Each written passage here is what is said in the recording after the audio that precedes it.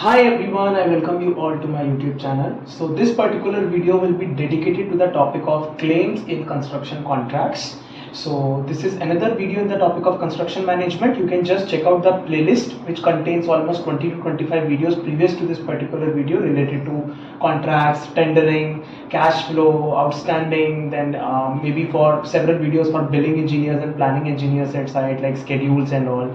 So you can just check out that playlist. Also in the comment section of this video, let me know if you want any specific topic to be covered in the further videos. So see, in this particular video, we will be discussing about what is a claim. Practically, I'll be explaining you everything, dictionary meaning also, and how is it related to construction contracts. Then how a claim is different than dispute.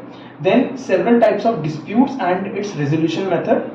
If I include this in this video, then the video will become very long and I don't want that. So the methods of disputes, resolution method like arbitration, litigation, mediation, negotiation, conciliation and all will be discussed in the next video. That video will be solely dedicated to disputes.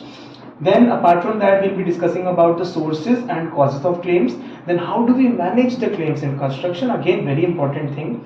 Not just for planning engineer, I see there is one specific department called as contracts administration at head offices, at site levels. So they should be aware of all these terminologies and all these methods of dispute resolutions, then management of claims and all. Then one video on EOT, that is extension of time, liquidated damages, and also on the bonus clause. I have already made this particular video just prior to this video. I have made this, so you can check that video also. So without any further delay, I think we should now get started with covering the topic of claims. Now what is a claim? Okay, so first of all, coming to the dictionary meaning of claim. So claim as per the dictionary is nothing but it means to demand something.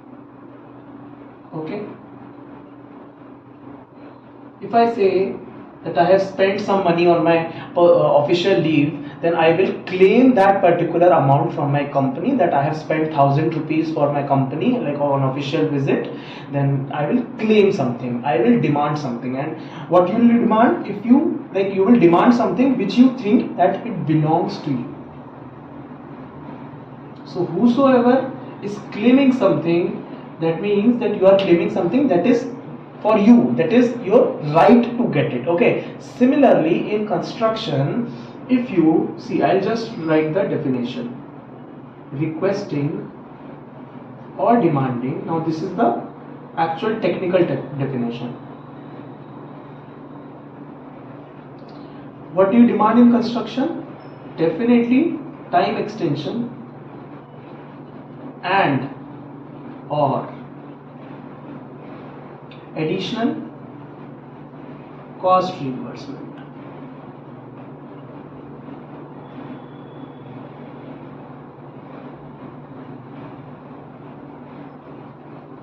Because of issues during project execution. Okay, so this is the actual definition of a claim. Now we will understand this definition with the help of one example. Okay, see what happens, like suppose there is one project which is scheduled for a time duration of 12 months.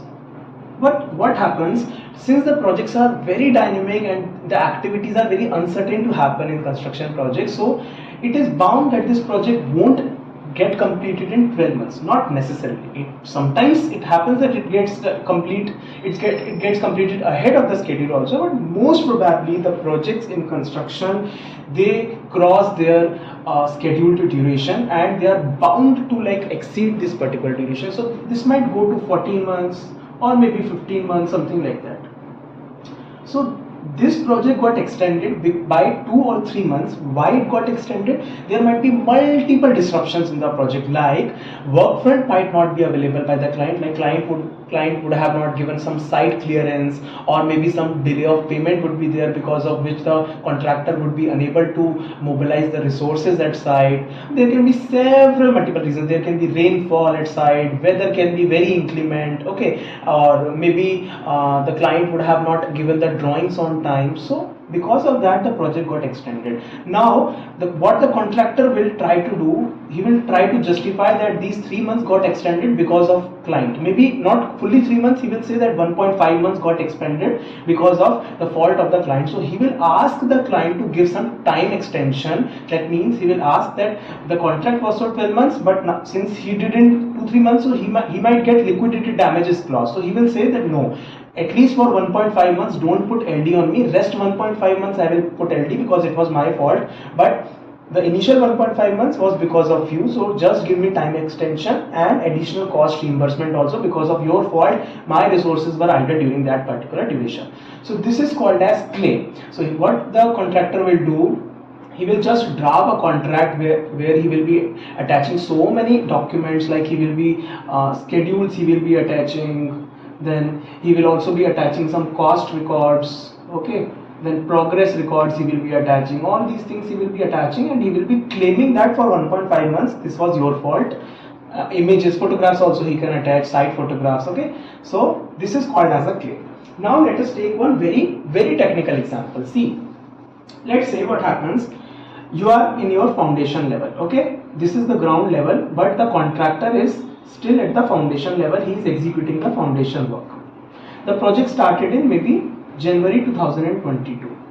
So in March 2022 he is still in the foundation level, which was as per the schedule only, but due to unforeseen circumstances somehow it rained in the month of March, and usually rainfall doesn't occur in March in northern India, but for some or the other day, for the whole month there was little bit or more of rainfall during the month of March. Let us just assume this fact. Now what the contractor is telling, that since it was nowhere mentioned in the contract about this and this thing, so the weather was not good during March and it was unexpected and we were still at the foundation level, so I am demanding maybe additional cost of 10 lakh rupees.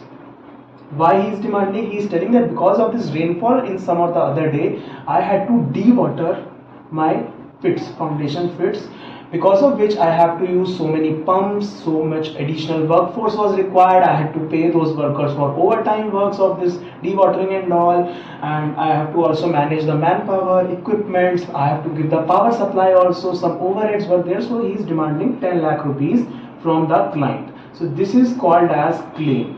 So he is claiming some particular amount which he thinks belongs to him because it's unnecessary for him to spend this particular amount. So he is claiming it from the client. Now what the client responds, instead of accepting this claim, what the client does is, client says that he doesn't say yes or no to this, but instead he says that I will put LD on you. Why? Because we have delayed the project because of this dewatering and all, and apart from that the client also says that I will deduct 2 lakh rupees from your next running accounts bill. So this is a counter claim by the client, okay.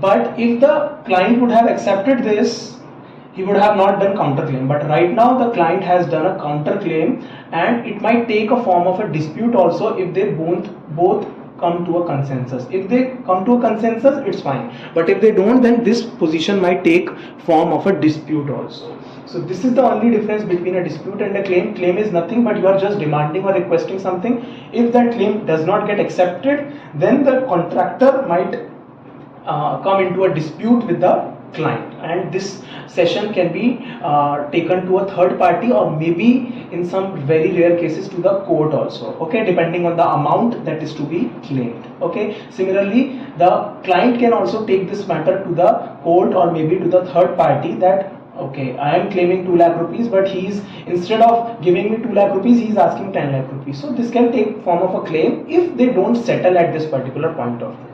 Okay, so I hope this particular concept of claim is clear to you. Okay, now let us discuss the various sources of claim in construction. What are the various sources due to which these claims can occur? Okay, the very first source is changes in scope or drawings, or maybe specifications. What happens here? Let's say earlier the project was supposed to be a G+10 building, but now the client wants that no, instead of G+10 the building will be a G+9 building. I want to remove the third floor from this and one floor will be deducted from the building. So although the contractor was in, let's say, first floor, working on first floor or second floor, but because of the reduction in the scope there can be several losses also for the contractor, because the quantities will reduce in this particular case. So definitely might be possible that because of the reduction in quantities the contractor might face a loss of profit also, because the quantities has reduced, the final contract value will be reduced. So what the contractor can say is, the contractor can now claim some extra amount for performing this work. Although technically if you see that the scope is reducing, but since the contract was meant for G+10 but the client wants to reduce one floor, then the contractor can claim some extra amount in this particular case. This happened because of the change in scope.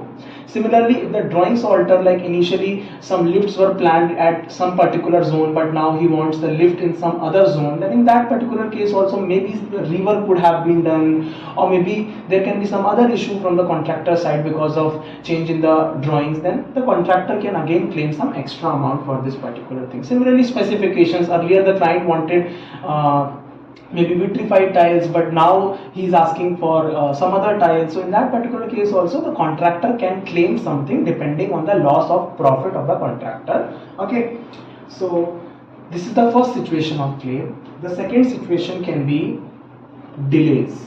Now these delays can be from client also and from contractor also. Okay, see, the project is going on, but let's say the contractor is very slow in mobilizing the labor and all. So instead of doing the project in 12 months, he did the project in 13 months.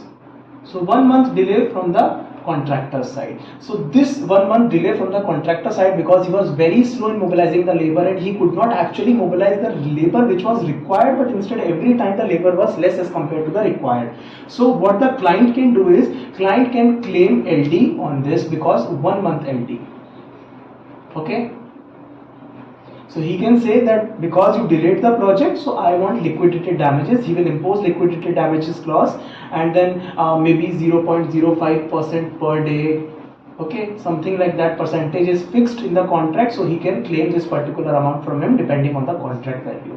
So this is another reason of claim, because of the delay from the contractor side. But now another thing can be, let's say suppose client fails to hand over the site on time. What the client does, instead of handing over the site in January 2022, the client hands over in March 2022. So because of this 2 months, the complete resources of the contractor were idle. No person, no staff was working at all at site. So now the contractor can claim this 2-3 months cost and all from the client, that you have to pay for my resources, you have to pay for the idling charges, wages of the labor and all. Okay.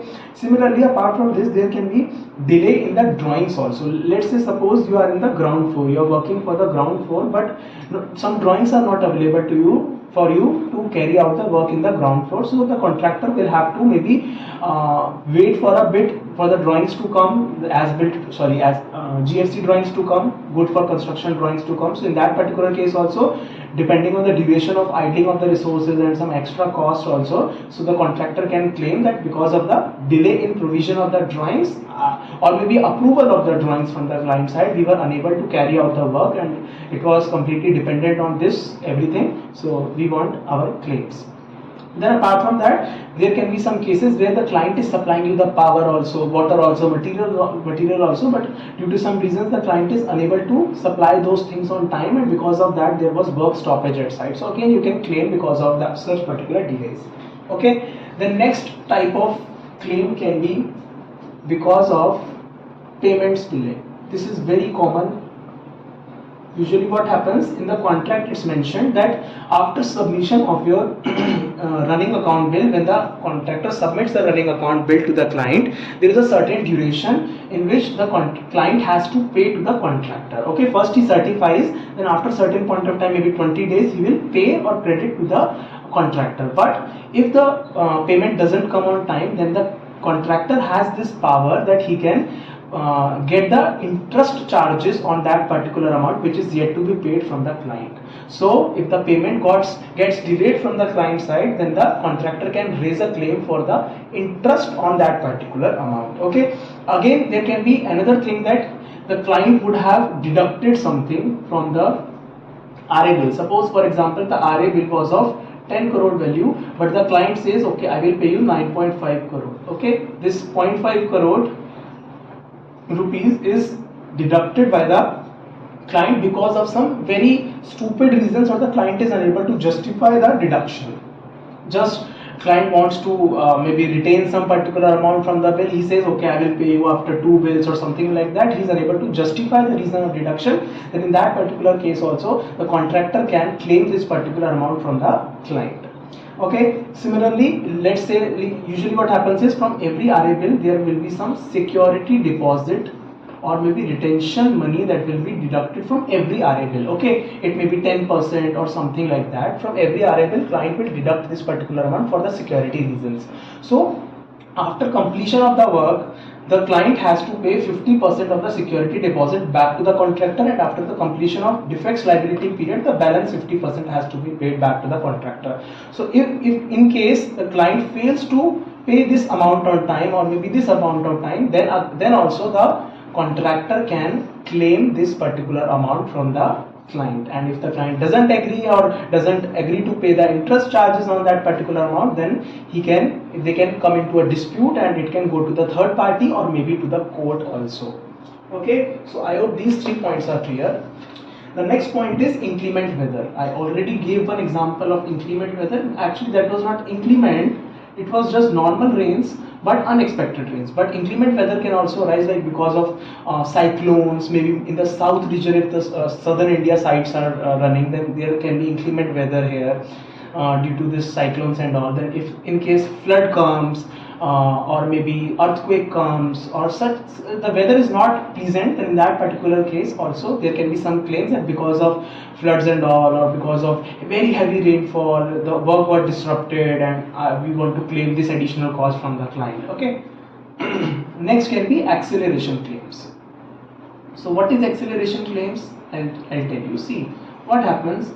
Initially the contract was of 12 months, but now due to some pressure from the government authorities on the client or maybe some other reason, the client wants time to be T dash, which is 11 months. So the client is pressurizing the contractor now that I want the time to be 11 months. Instead of 12 months, I want the project to be completed in 11 months. So because of completion of the project early, what the contractor will have to do, contractor will have to mobilize extra resources or maybe extra charges will come on the client because of mobilization of workforce, equipment, and so many things are there. So because of that also the contractor can claim certain amounts from the client that because of the speeding up of the project we were facing this and this cost, extra cost charges, so just give us this particular thing because our budget was planned as per this, our schedule was planned as per this, our resources were supposed to come this, but now because of your acceleration they are coming early. Okay.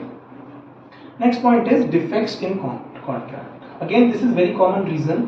What happens while framing the contract, there can be some ambiguity in the scope. Maybe scope is not properly stated, or there can be some statements which are very ambiguous, which do not have a very proper meaning, or there can be lack of details furnished. Some details might be missing, because of which there can be certain reasons for which the contractor can claim certain amount. And in the contract it was mentioned like this, but nowhere it was mentioned like this, but now you are telling this and this tile to be there, you change this to this. So the contractor might not agree and he may ask for a claim because of the defects in the drafting of contract. Okay, so this is all about the sources.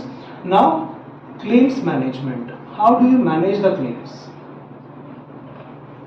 See, nothing. First of all, you have to identify. Identification of the claims is necessary.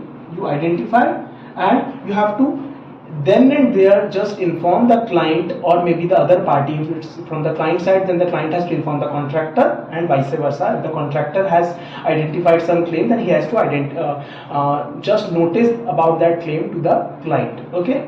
Identification is important, that this is a part of claim and here and all I am incurring some extra cost and charges. So this is my claim. First of all, identify.